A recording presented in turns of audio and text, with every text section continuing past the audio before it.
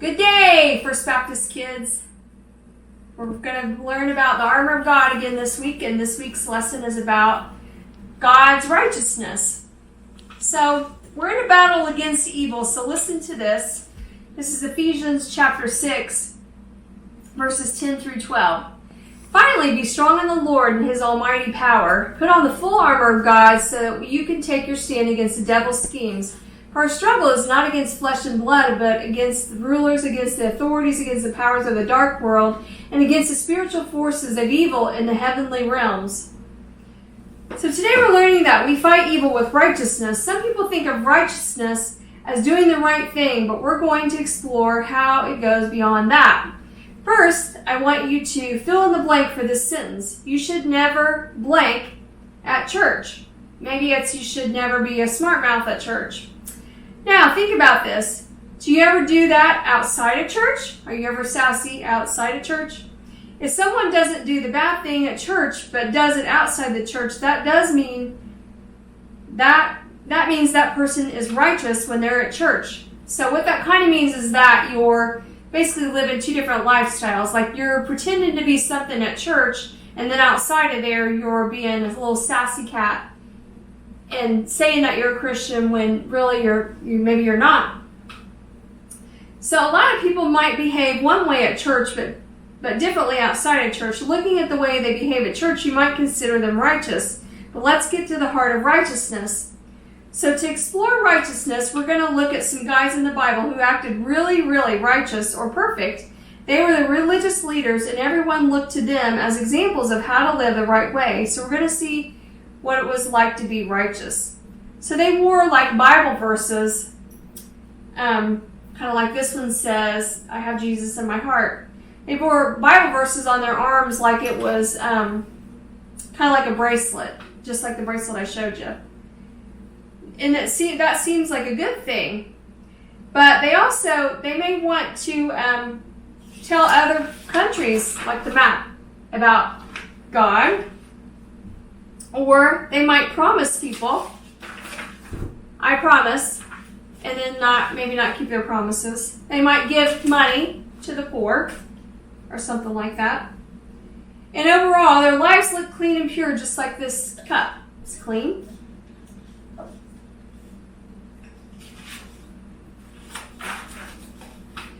So it seems like all these things we've just read about are good things to do, and let's see what Jesus thought about the wonderful things they did and whether or not they were the most righteous guys around. So we're going to turn to Matthew chapter 23.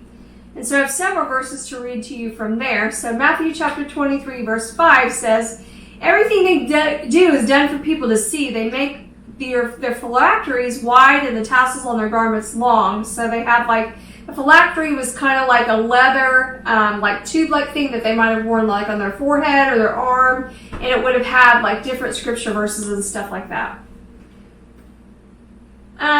Matthew chapter 23 verse 15 says, woe to you teachers of the law and Pharisees, you hypocrites! You travel over land and sea to win a single convert, and when you have succeeded, you make them twice as much a child of hell as you are.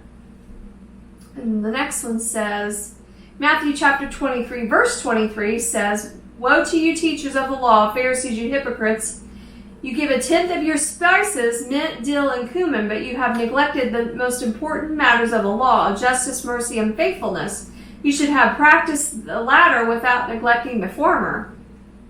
And then it goes on to read Matthew chapter 23, verses 25 through 31. It says, woe to you teachers of the law and Pharisees, you hypocrites! You clean the outside of the cup and dish, but inside you are full of greed and self-indulgence. Blind Pharisee, first clean the inside of the cup and dish, and then the outside will also be clean. Woe to you, teacher of the law and Pharisees, you hypocrites! You are like whitewashed tombs, which look beautiful on the outside, but on the inside are full of the bones of the dead and everything unclean. In the same way, on the outside you appear to people as righteous, but on the inside you are full of hypocrisy and wickedness. Woe to you, teachers of the law and Pharisees, you hypocrites! You build tombs for the prophets and decorate the graves of the righteous. And you say, if we had lived in the days of our ancestors, we would not have taken part with them in shedding the blood of the prophets. You testify against yourselves, then you are the descendants of those murdered prophets. So wow, Jesus didn't sound too impressed with the Pharisees' righteousness. How would you describe Jesus' words to the religious leaders? Sounds like he was really mad at them by what we just read in Matthew chapter 23. So why do you think he talked like that? I think he was calling them out on doing the things that they were pretending to be something that they weren't, that's what it means to be a hypocrite, is to say you're one thing but live another way. So your walk has to match your talk when you are following God. With the Pharisees in mind, think back to our original question. If you do the right thing only when you're at church, are you righteous at church? Tell me what you think about that. Jesus called the Pharisees hypocrites and whitewashed tombs. A hypocrite is a pretender. The Pharisees looked nice and perfect on the outside, but they were dead and rotten on the inside. If your actions look nice, but your heart isn't turning to Jesus for righteousness, you can't find evil with your righteousness. It's like being in battle with aluminum foil instead of metal for your body armor, and that kind of armor can be easily defeated. So now, when we fight evil with righteousness, we wear God's body armor, and here's what it looks like. So we go back to Matthew chapter 23, verses 3 and 4. It says, "So you must be careful to do everything they tell you, but do not do what they do, for they do not practice what they preach. They tie up heavy cumbersome loads and put them on other people's shoulders, but they themselves are not willing to lift a finger to move them." So, Jesus said to be kind and to do things for others. So tell me about someone you know who's like that. Well, I think Pastor Greg's a good example of that. He's kind and does do a lot of things for other people. It's like, since the quarantine stuff, he's been cooking meals on Friday nights and helping coordinate those to be delivered to people that can't get out or just don't have the money to buy food. So he's been doing a real nice job of that. So Jesus said, we fight evil with God's righteousness when we act like servants. So in Matthew chapter 23, verse 23, it says, "Woe to you, teachers of the law and Pharisees, you hypocrites! You give 1/10 of your spices, mint, dill, and cumin, but you have neglected the more important matters of the law, justice, mercy, and faithfulness. You should have practiced the latter without neglecting the former." So the Pharisees the Pharisees ignored justice, mercy, and faith. Why are those important? Well, it's important because, like, justice would be like what's right or wrong. Mercy would be like extending, like, you ever played the game Uncle or played Mercy where you guys are like trying to push each other's fingers when you yell Uncle or you yell Mercy. When you actually give somebody the benefit of the doubt when they really don't deserve it, that's mercy. And faithfulness is being true to who you say you are and what you believe is basically your walk matches your talk. That's kind of what they're talking about, being faithful. And they're all important. The Pharisees kind of kept score on the right things they did. They liked things you could measure, like how many Bible verses you could wear, how much money you gave. Then they would show off how great they were, but they missed out on the more important but less showy things. So we fight evil with righteousness when we show justice, mercy, and faith in God. So I have a cup that has some dirt in it. You may or may not be able to see it. Would you guys drink out of that? Would you drink out of that cup, that dirty cup?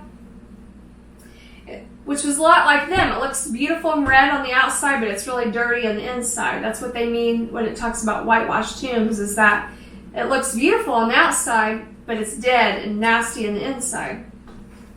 So what would you do if I wanted you to drink out of that cup? It'd be like drinking muddy water. We'd be grossed out by the cup that's dirty on the inside. It doesn't matter how the outside looks. In the same way, our hearts are far more important to God than what our actions make us look on the outside. That's what Jesus had to say. So if you go back and read in Matthew chapter 23, verses 26 through 28, it says, "Blind Pharisee, first clean the inside of the cup and dish, then the outside will also be clean. Woe to you, teachers of the law and Pharisees, you hypocrites! You are like whitewashed tombs, which look beautiful on the outside, but on the inside are full of the bones of the dead and everything unclean. In the same way, on the outside you appear to people as righteous, but on the tomb you are full of hypocrisy and wickedness." So it's basically that they are saying they're one thing or look really good on the outside, but on their inside, they're basically dead, like a whitewashed tomb. But also, what defiles you is what comes out of your mouth, not what you eat. So Jesus said, On the outside, the Pharisees looked righteous, but on the inside, their hearts were filled with hypocrisy and lawlessness. I can't say that word. They were like a clean cup on the outside and dirty and moldy on the inside, just like that one cup I just showed you. So we fight evil with righteousness by having hearts that are turned to God. But most importantly, we need to remember that our righteousness doesn't come from our own strength. That's when the Pharisees go at it wrong. We fight evil with righteousness when we rely on Jesus for our righteousness. On the outside, these look good, as they did before. But what on the inside is the truth of God's word. So that would be like this clean cup. It should look good on the outside and look good on the inside. So what comes out of your mouth, your talk should match your walk. So what he says is that on the outside you look good as they did before, but we know what's on the inside, the truth of God's word, not flimsy good deeds. So yes, good deeds are a good thing, but your actions also have to match that. So in Ephesians chapter 6, verse 14, it says, "Stand firm then with the belt of truth buckled around your waist and a breastplate of righteousness in place." That's what I have, is I have the belt of truth and I have the breastplate of righteousness, because that's what goes on the front, just like a catcher's gear. It covers your heart. And nobody's going to guard your heart for you except for God and yourself.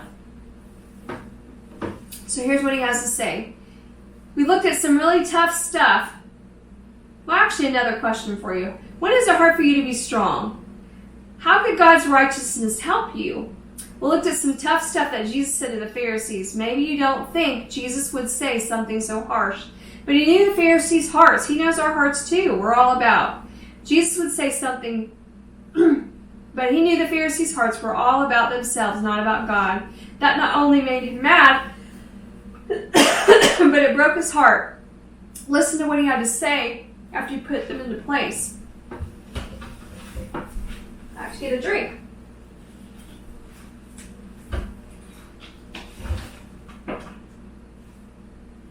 So what he says in Matthew chapter 23, verses 37, actually 36 through 38, it says, "Truly I tell you, all this will come on this generation. Jerusalem, Jerusalem, you who kill the prophets and stone those sent to you, how often I have longed to gather your children together, as hen gathers her chicks under her wings, and you are not willing. Look, your house is left to be desolate." So what he's talking about there is... we looked at some tough stuff, but he knew the Pharisees' hearts were all about themselves, not about God. That not only made him mad, but also broke his heart. Jesus was sad because he wanted to gather and protect his people, but they wouldn't let him. They wouldn't do things their way, not his, and it cost them everything. So consider this question. Will you gather? Will you let Jesus gather you and give you his righteousness? That's all I have for you for today. Hope to see you guys soon. God bless you and have a great week.